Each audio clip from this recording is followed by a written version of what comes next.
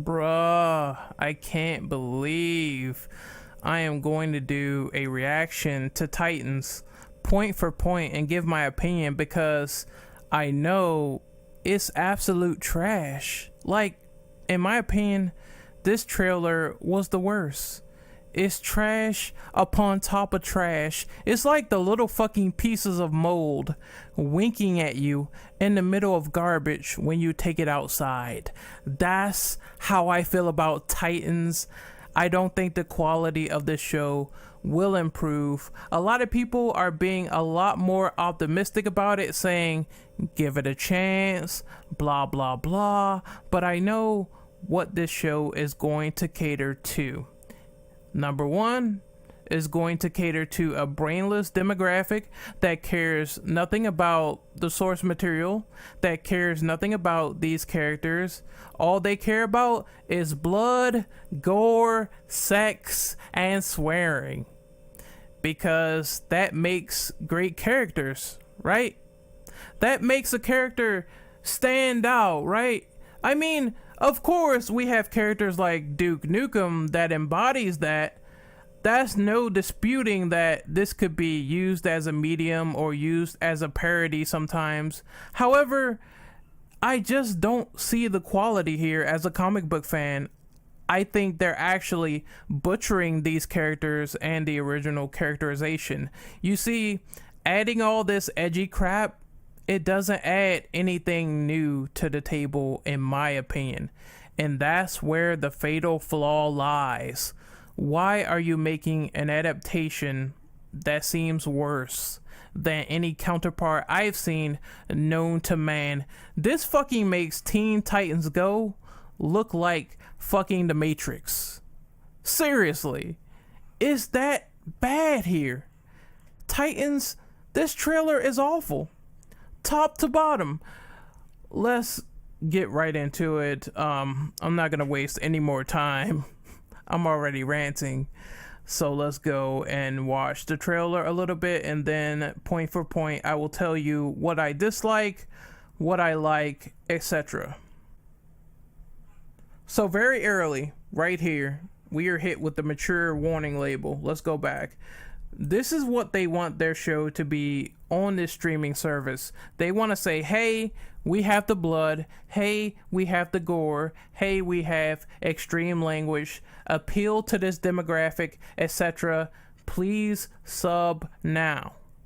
I'm going to save the rest of that for later when it comes to ranting, but let's continue on.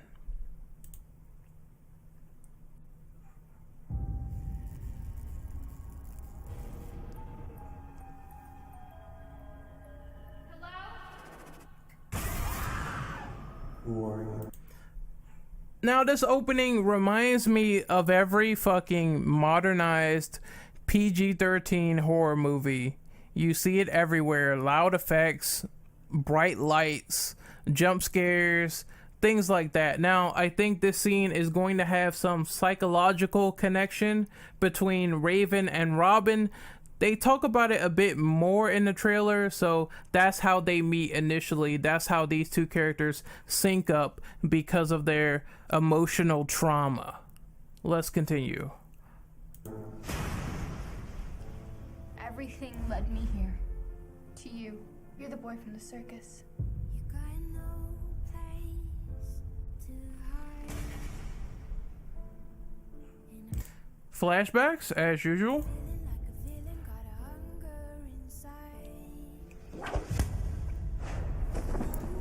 Now, this is the part that pisses me off so much.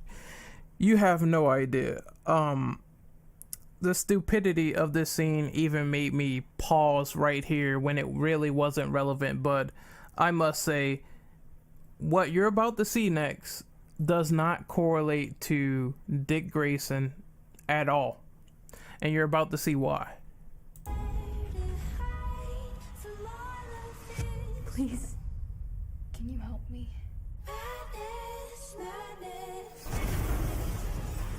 Where's Batman?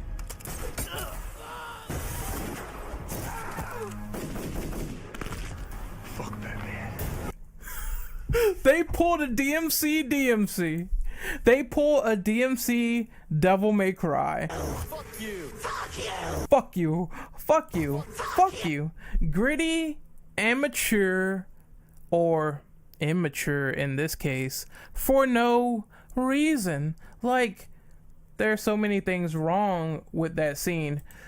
Number one, Dick Grayson resenting Batman that much. Now, I understand as a comic fan, this has happened before with the whole Nightwing heel turn. He left Batman, but Batman said you could do what the fuck you want in Bloodhaven as Nightwing. I didn't think he would resent Batman enough to go back on his word, on his principle, and actually kill and maim people for no reason. I mean, this is quite comical because Nightwing isn't equivalent to Red Hood. Red Hood is in this show. They had pictures of him on set, so they could easily swap those characters, right? That's a strange thing to see Dick killing people when Batman took him under his wing, taught him the ropes.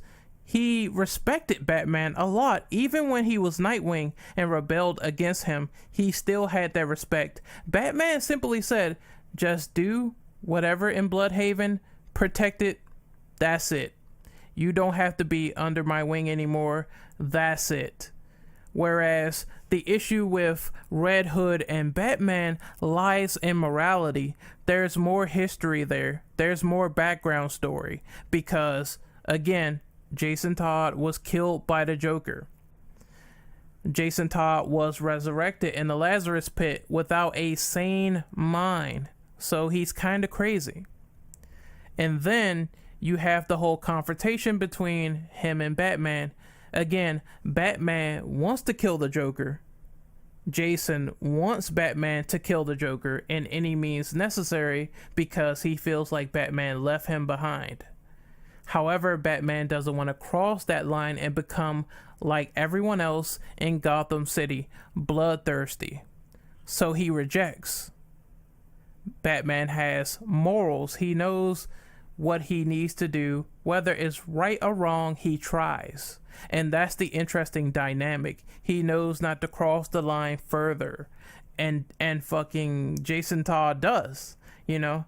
So that makes an interesting dynamic between both men, and that makes sense. If they would have presented a scene like that here, I would have been all for it.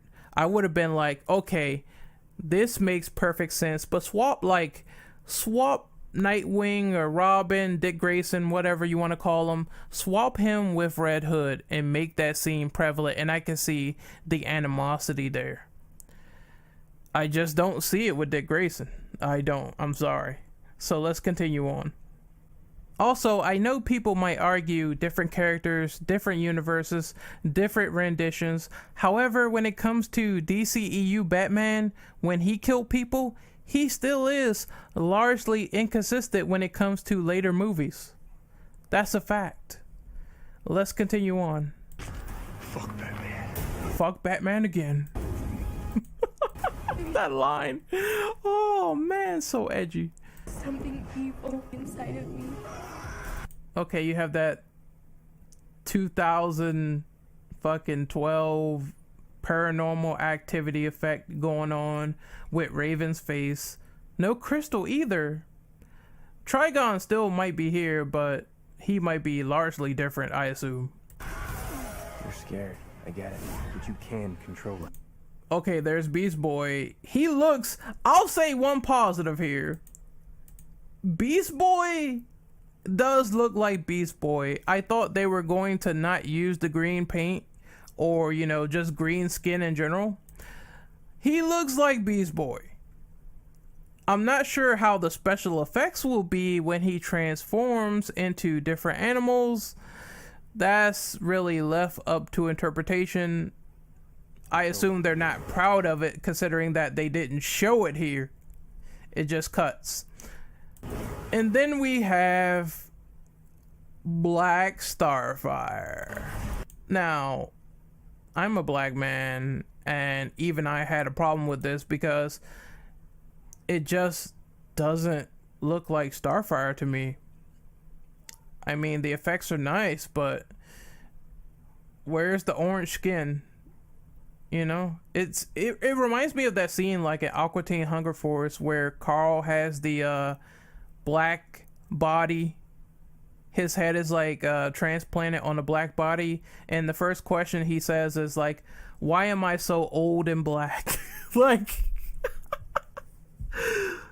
I don't get this casting. I don't think it works. I don't like it when I had the same problem when Michael B. Jordan was like Johnny Storm. A traditionally white character is now black. It seems like they were being progressive with that choice. And usually when they do that, that means that the story elements take a hit somewhere. And once again, those characters don't resemble their original counterparts when they do that. It's just done to appease a specific demographic.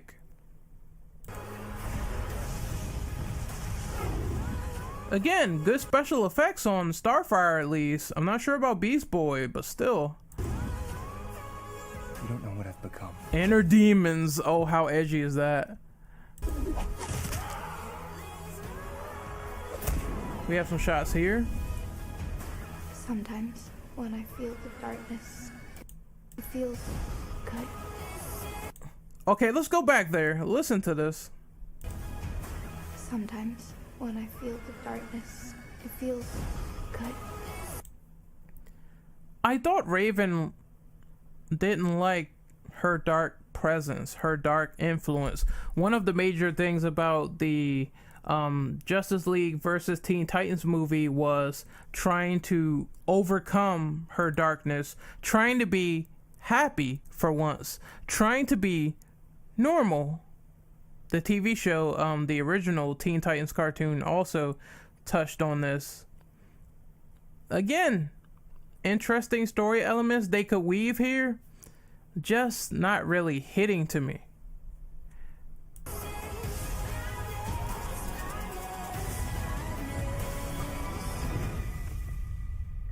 My mom.